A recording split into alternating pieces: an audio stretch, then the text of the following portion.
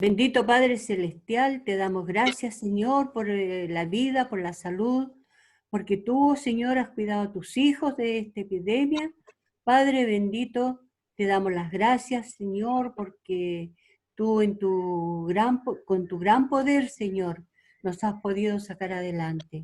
Padre bendito, te dejo ante ti, oh Señor, también a los enfermos de nuestra congregación, Señor, a esta familia Aros que está pasando por problemas, Señor, porque es el dolor que sienten de perder a su hijo en esas condiciones. Dale fuerzas, dale valor, Señor, para que ellos puedan seguir adelante. Y también, oh Padre Celestial, el consuelo de saber, oh Señor, que de una u otra forma ese niño ya está descansando. Padre bendito, gracias te damos por esta reunión, que podemos unirnos, Señor, que podemos conversar, que podemos estudiar tu palabra de una u otra manera. Gracias, Padre bendito, quédate con nosotros desde el principio hasta el fin. Amén. Amén. Gracias, hermano. Vamos a comenzar con el estudio, ya. Cualquier cosa voy a dar pequeños momentos para preguntarse, para ver si es que hay alguna pregunta, si hay alguna o algo que quieran comentar, ya. Es una presentación, así que voy a tratar, ¿no es cierto?, de que poder coordinar bien con el tema de la presentación y el tiempo. Y recordarles que esto lo estamos grabando para poder después subirlo a YouTube y así también que otros hermanos, ¿no es cierto?, que puedan, ¿no es cierto?, estar o no hayan podido estar, ahora sí puedan hacerlo, ¿ya? A través de ver el video de YouTube. Así que, y lo otro que quiero decirles rápidamente es que estén invitando a sus familias, ¿no es cierto? Si estamos en este tiempo hablando de la familia, invitemos a la familia a los estudios, invitemos a la familia a los cultos, a través de esta forma, porque también podemos juntarnos, ¿no es cierto?, a través de familias, familiares y a la que nos ven, ¿ya? Así que, hermanos, les voy a mostrar la presentación.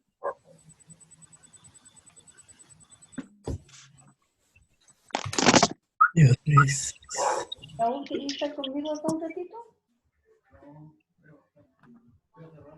Hermanos, ya. Lo que habíamos estado, bueno, lo que estamos viendo en este tiempo es, ¿no es cierto?, de el Nuevo Testamento y comenzamos por Mateo, ¿ya? La semana pasada lo que nosotros estuvimos viendo fue Mateo capítulo 2 y vimos principalmente lo que era la visita de los Reyes Magos a Jesús, ¿no es cierto? Y lo que pasó por consecuencia de que Herodes, ¿no es cierto?, mandó a matar a los niños, ¿no es cierto?, porque los Reyes Magos de vuelta no fueron a ver a Herodes para hablarle de este niño que había nacido, este rey de los judíos, y ¿qué pasa esto? ¿Qué pasa con esto? ¿No es cierto? De alguna forma el Señor está guiando todas las cosas para que este niño que nació, ¿no es cierto?, en Belén, luego, ¿no es cierto?, con sus padres escaparan a Egipto, y de Egipto, ¿no es cierto?, volvieran, pero no llegaran nuevamente a Jerusalén, sino que se fueron a Nazaret. Y ahí, ¿no es cierto?, vemos algunas profecías cumplidas, ¿no es cierto?, que era difícil porque el Salvador iba a venir de Egipto, iba a venir de Nazaret, iba a venir de Belén. Entonces, ¿cómo iba a pasar todo esto? Y lo vemos a través de la historia del nacimiento de Jesús. ¿Ya? Además, reflexionábamos de que dentro de los personajes que vimos, supuestamente los entendidos de la ley, que eran los fariseos y los saduceos, al tener alguna pista de este Mesías, tenían que haber ido corriendo, ¿no es cierto?, con los Reyes Magos, o con los magos, nos dice que son Reyes Magos, ¿no es cierto?, o los sabios del Oriente, a visitar a este Mesías para ver si es cierto. Pero vemos que en sus corazones realmente, a pesar de que están necesitados de este Mesías, no lo están buscando. Así nosotros no tenemos que ser así y debiésemos, ¿no es cierto?, de corazón buscar al Señor a pesar de que pensemos que sepamos de Él. De alguna forma, eso es como un resumen rápido de lo que estábamos viendo la semana pasada, ¿ya? ¿Ven toda la presentación, no es cierto? ¿Sí? Sí, pastor. Ya. Lo que vamos a ver ahora, ¿no es cierto?, es Mateo 3, y cuando nosotros estamos viendo Mateo capítulo 3, nos encontramos con este escenario. No sé si ustedes pueden ver acá el escenario, es el bautismo, ¿no es cierto? Está Juan, está Jesús, hay algunas personas alrededor, están en el río Jordán. Al final lo que trata el capítulo 3 es del ministerio de Juan el Bautista y el episodio donde Jesús es bautizado, ¿ya? Esto es sumamente interesante, un capítulo muy interesante. Quiero abordarlo rápidamente porque son hartas cosas, pero sería bueno después poder alargarlo, pero ahora, por ahora lo vamos a hacer así, porque Juan el Bautista es un personaje muy importante e interesante dentro de la Biblia. Vamos a ver primero el relato para que podamos darnos cuenta de todo esto. Hermanos, que todos, ¿no es cierto?, los que tengan Biblia vayan a Mateo 3 y estén ahí dispuestos a leer, porque ahora los voy a hacer leer, ¿ya? Mateo 3, ¿ya? Primeramente, quiero que mi hermana Rosa pueda buscar Mateo 3, del 1 al 4, si lo puede leer.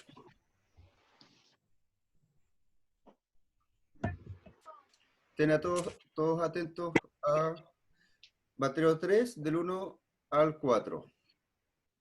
Amén. Dice, en aquellos días vino Juan el Bautista predicando en el desierto de Judea y diciendo, arrepentíos, porque el reino de los cielos se ha acercado. Y dice, pues este es aquel de quien habló el profeta Isaías cuando dijo, voz del que clama en el desierto, preparad el camino del Señor y enderezad sus sendas.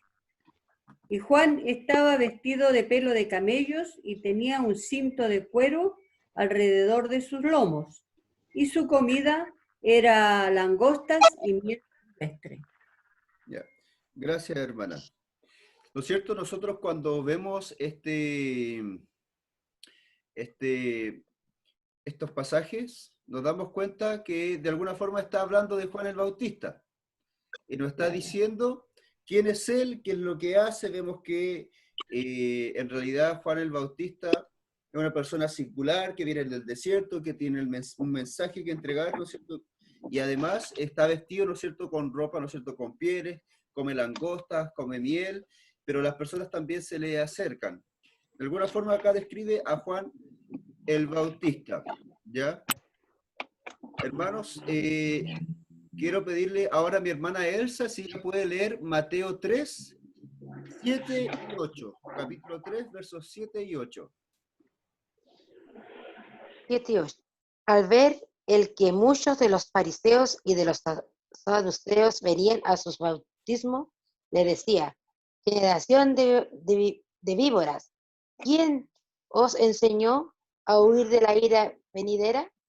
Haced pues frutos dignos de arrepentimiento. Gracias, hermano. ¿No es cierto? De alguna forma dice, bueno, estoy leyendo solo una parte de lo que quiero explicar, que es que dentro de todo Jerusalén, ¿no es cierto?, y sus alrededores iban a buscar a Juan el Bautista para escuchar de su palabra, incluso los fariseos y los saduceos.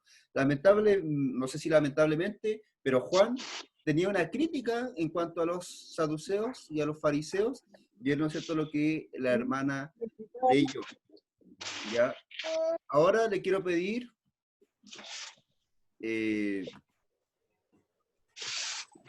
a ver quién está acá, mi hermana Carmen, si ella puede leer Mateo 3, versos 11 y 12. Amén.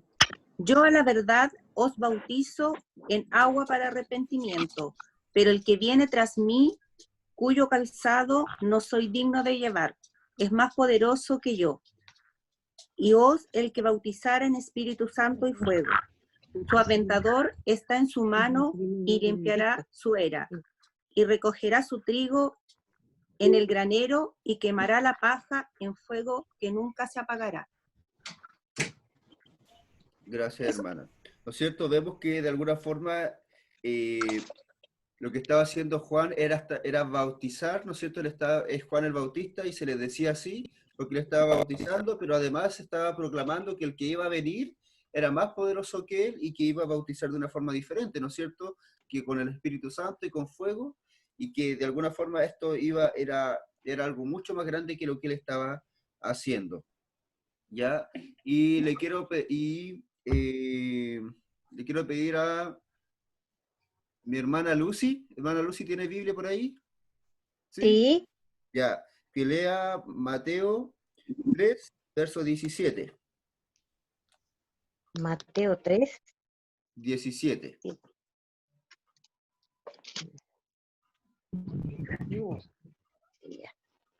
Y hubo una voz.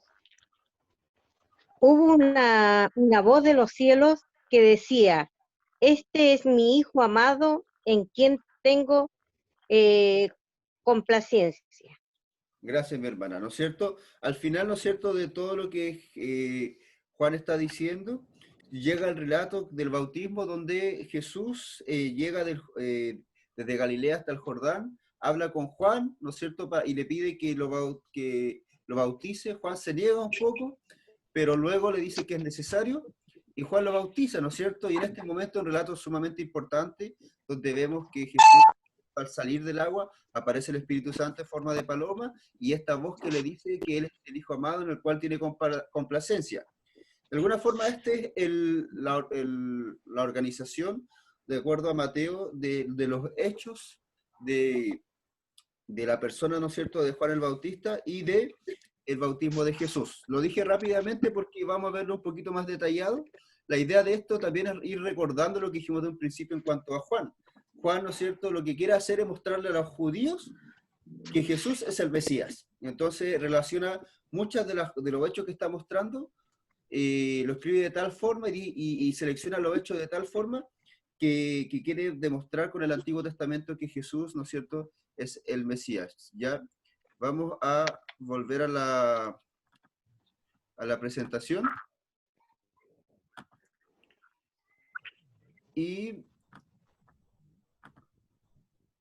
de alguna forma esto es lo que podemos ver, ¿no es cierto?, en cuanto al relato de Mateo.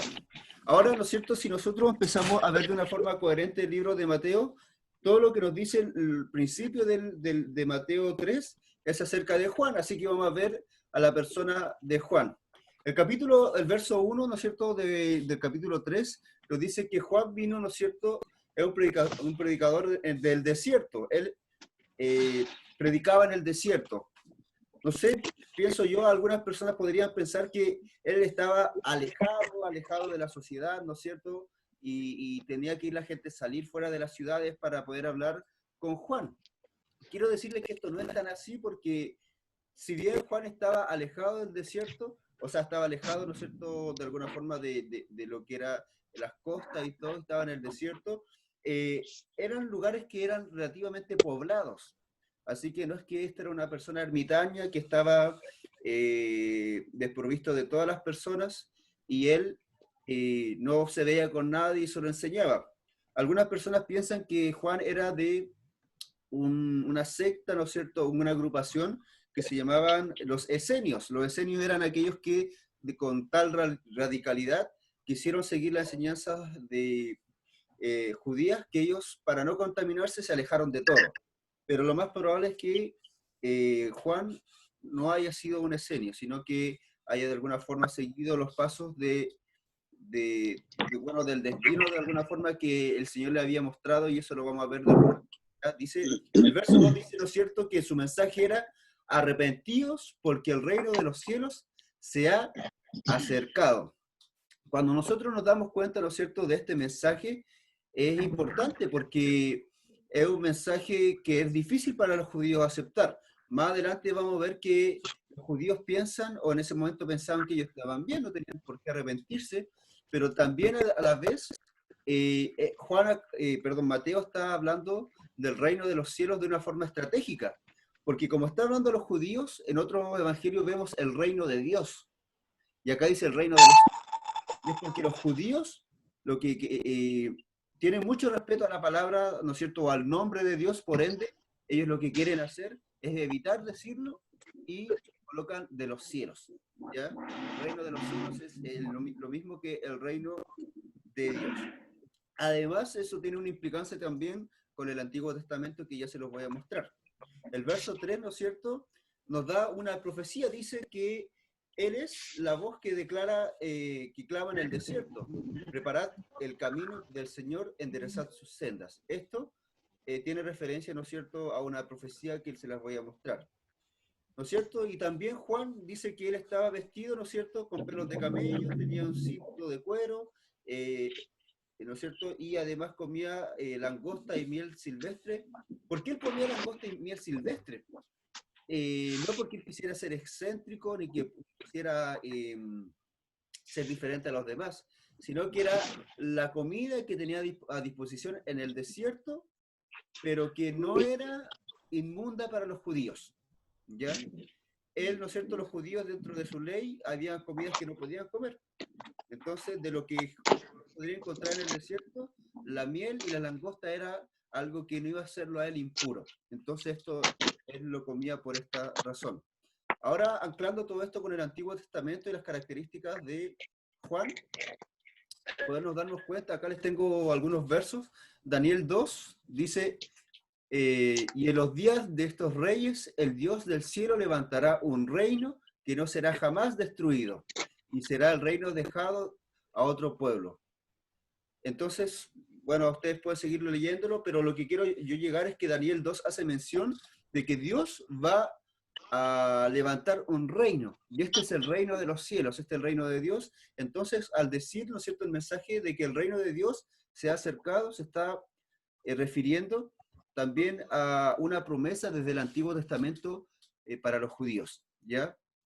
Isaías, y esto tiene que ver, ¿no es cierto?, con lo que hablamos recién. Isaías 40 dice, vos que clama en el desierto, preparad camino a Jehová, enderezad calzada en la soledad a nuestro Dios. Esto es lo mismo, ¿no es cierto?, que Mateo escribe y como describe a Juan el Bautista.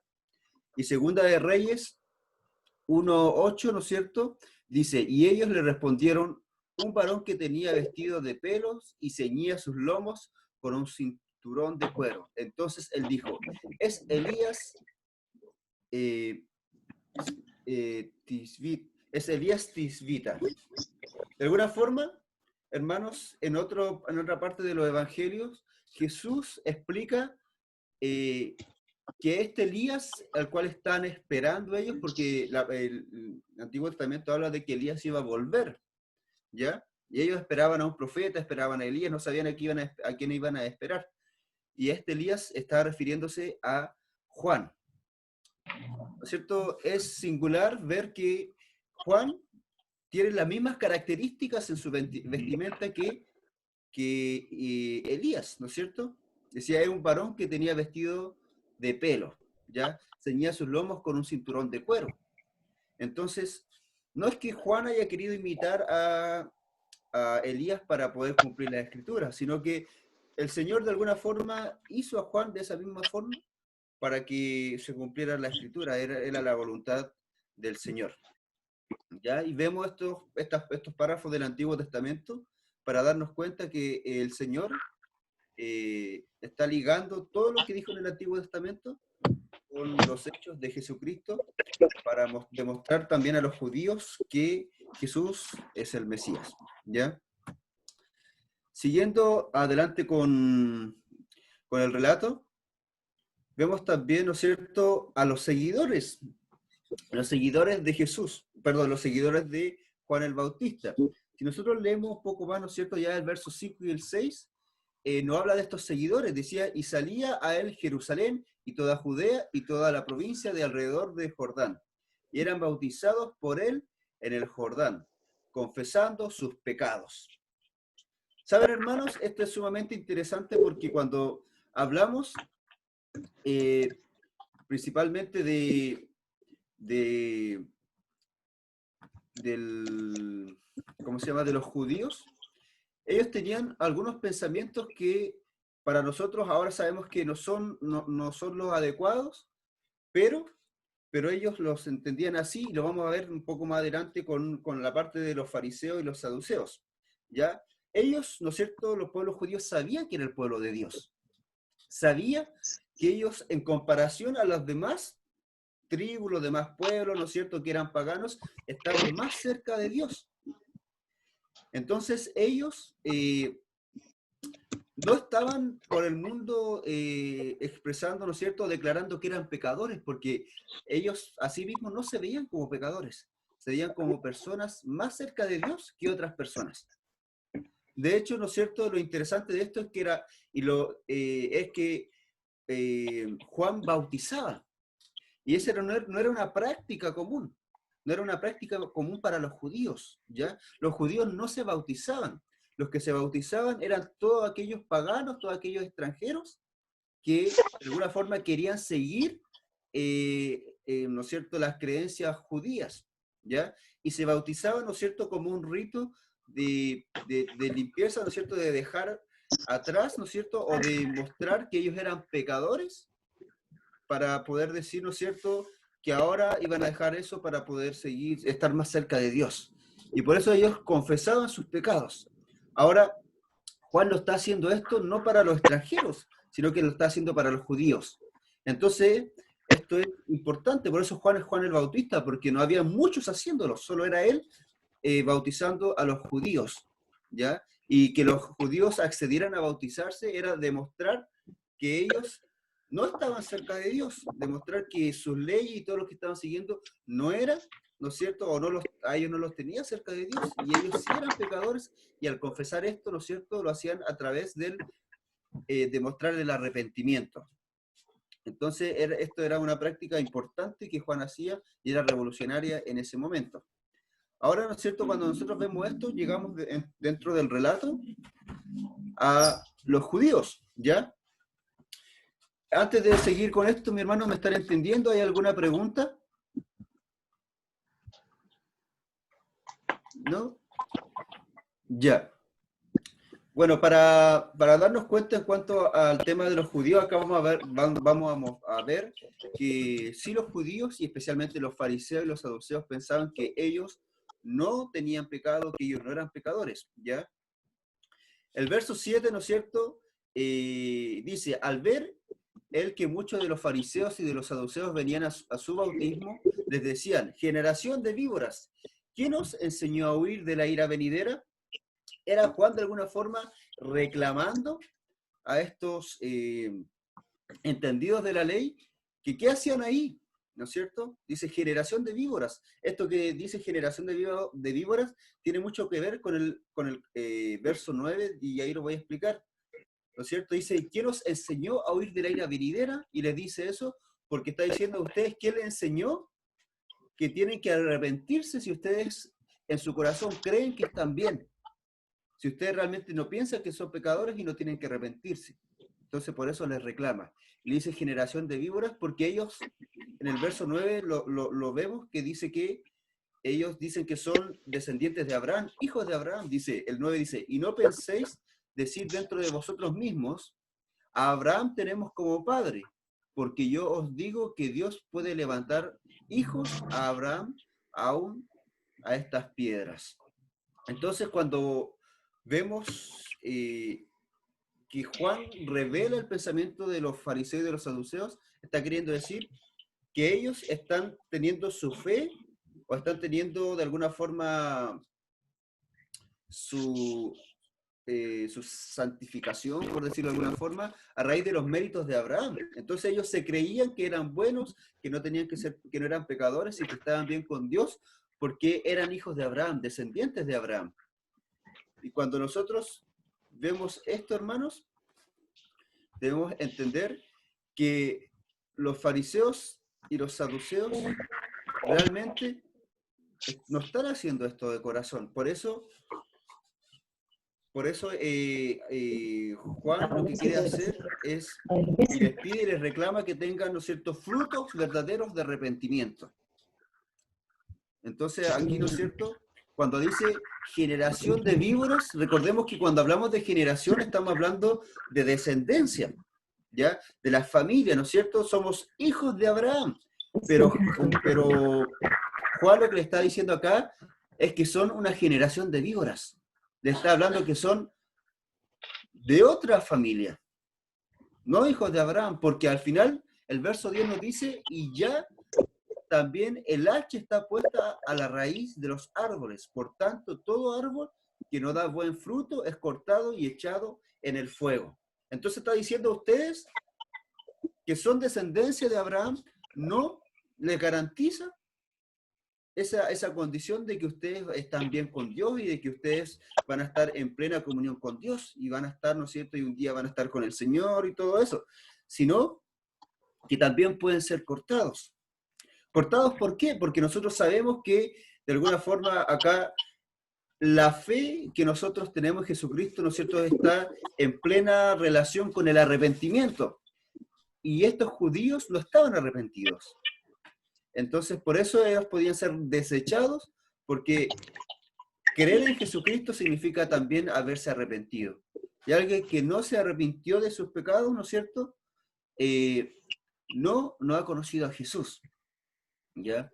Entonces sabemos que acá todavía no se conoce a Jesús, pero era el paso, ¿no es cierto?, la preparación, ¿no es cierto?, de Juan, ¿no es cierto?, que que estaba preparando el camino para Jesús, era lo que estaba demandando, ¿no es cierto?, a estos fariseos que de alguna forma dentro de su corazón no estaban cumpliendo con lo estipulado, ¿no es cierto?, con lo que se requería, que era el arrepentimiento. ¿No es cierto? Dice, y echados al fuego. Entonces, no les garantizaba el ser hijos de Abraham, el estar en comunión con el Señor. También, ¿no es cierto?, después de ver este relato, vemos que Juan revela el bautismo que él está produciendo, ¿no es cierto?, que él está haciendo, y también revela lo que el Señor Jesucristo iba a hacer. Dice el 11, yo a la verdad os bautizo en agua para arrepentimiento, pero el que viene tras mí, cuyo calzado yo no soy digno de llevar, es más poderoso que yo. Él os bautizará en el Espíritu Santo y en fuego. Dice, cuyo calzado yo no soy digno de llevar, porque un discípulo, ¿no es cierto?, de alguna forma tenía que servir a su maestro, a alguien mayor que él. Pero aún, ¿no es cierto?, el cargar los calzados del maestro era algo indigno incluso para un discípulo. Pero, dice Juan, ¿no es cierto?, acá, menospreciándose a lo sumo, ¿no es cierto?, en comparación a Jesús, ¿no es cierto?, diciendo que él ni siquiera era digno de llevar sus calzados. Entonces, esto es importante porque él está demostrando, ¿no es cierto?, que al final la grandeza que tiene Jesús, y lo más probable es que él sabía que era Dios. Dice, él os bautizará en Espíritu Santo y fuego. El 12 dice, su aventador está en su mano y limpiará su era, y recogerá su trigo en el granero, y quemará la paja en el fuego que nunca se apagará. Al final lo que está queriendo decir acá, hermanos, es que Juan bautizaba con agua para arrepentimiento, pero luego de eso, ¿no es cierto?, viene el bautismo de Jesús, que es el Espíritu Santo, el cual nos sella, ¿no es cierto?, es la presencia de Dios misma en aquellos que aceptan a Jesucristo. ¿Ya? Dice bautizar con Espíritu Santo y con fuego. ¿Por qué con fuego? Dice, ¿no es cierto?, el 12 nos aclara un poco qué tiene que ver el fuego. Dice, y recogerá su trigo en el granero y quemará la paja en fuego que nunca se apagará. Muchas personas piensan que el Señor bautiza a su hijo en fuego y bautiza a los que no son sus hijos, perdón, a su hijo con el Espíritu Santo, y a los que no son sus hijos con fuego. Pero los que no son sus hijos no son bautizados. Lo que quiere decir de alguna forma acá es que el Señor nos bautiza con el Espíritu, ¿no es cierto?, y nos sella con Él, pero el fuego significa que el Señor nos va a ir purificando, que nos va a ir probando a través del fuego para ser limpios, porque la paja que tenemos tiene que ser quemada y lo que tiene que quedar de nosotros son los granos, los frutos. Así que, de alguna forma, eso es lo que nosotros también tenemos que entender de este mensaje, ¿ya? Y acá, Zacarías 13:9 dice, y meteré en el fuego a la tercera parte y los fundiré como se funde la plata, y los probaré como se prueba el oro.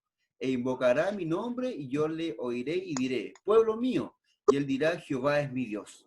Ven acá como la relación de cómo el Señor utiliza el fuego para probar, pero también para purificar, ¿no es cierto?, en este caso los metales, que están representando el pueblo de Dios. Vemos también el tiempo, ¿no es cierto? Ahora nos queda muy poco tiempo, pero el bautismo de Jesús, donde vemos ciertas cosas en el bautismo de Jesús que es muy importante. Juan, ¿no es cierto? En el verso 14 dice, yo necesito ser bautizado por ti y tú vienes a mí. De alguna forma Juan está negándose a bautizar a Jesús, porque Juan sabe que él ya está arrepentido. Pero que necesita este bautismo, ¿no es cierto?, del Espíritu Santo, y el bautismo, ¿no es cierto?, de este fuego, para ser probado y para ser también purificado. Y él sabe lo que necesita, por eso le dice que él necesita ser bautizado en vez de él bautizar. El 15, ¿no es cierto?, nos dice, deja ahora, porque así conviene que cumplamos toda la justicia. Jesús le está diciendo que lo hagan, porque es necesario que sea así, porque es un paso necesario para que podamos darnos cuenta, o al menos Jesús pueda cumplir toda justicia, que es llegar, por ejemplo, al sacrificio y a la resurrección en algún momento. El verso 16 al final dice, vio al Espíritu Santo de Dios, el Espíritu de Dios, que descendía como paloma y venía sobre él. ¿Cierto?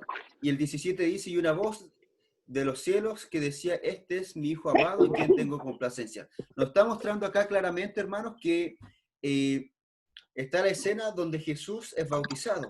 Hermanos, esto es importante porque acá nosotros vemos la Trinidad. Vemos al Padre, ¿no es cierto?, diciendo, este es mi Hijo amado. Vemos al Espíritu Santo en forma de paloma descendiendo, ¿no es cierto?, hacia Jesús. Y vemos a Jesús mismo, ¿no es cierto?, siendo, ¿no es cierto?, terminando de ser bautizado. Es una escena de alguna forma gloriosa porque vemos al Espíritu Santo, al Señor, a Jesucristo, ¿no es cierto?, y al Padre juntos en una misma escena, que es de lo poco que podemos ver dentro de lo que son los relatos bíblicos. Pero es muy importante porque esto de alguna forma quiere demostrar que el Señor, ¿no es cierto?, está también involucrado en todo esto. ¿Y cómo podemos darnos cuenta? Porque Isaías 42:1, ¿no es cierto?, dice, mi escogido en quien mi alma tiene contentamiento. Y es una forma de decir, ¿no es cierto?, en el cual tengo, ¿no es cierto?, es muy similar, ¿no es cierto?, a lo que dice, ¿no es cierto?, en quien tengo complacencia. Y vemos, ¿no es cierto?, que es como Mateo sigue mostrando el Antiguo Testamento para probar que Jesús es el Mesías. Hermano, no nos queda casi nada de tiempo. Ya. Lo último que yo quiero decirles es que lo que quiere el Señor de nosotros es que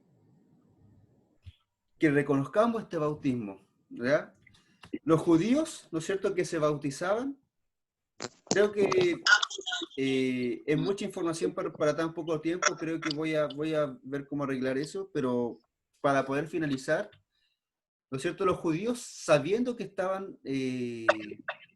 era el pueblo de Dios, eran capaces de reconocer sus pecados y arrepentirse. Y es lo que yo quiero que hoy día nos podamos quedar.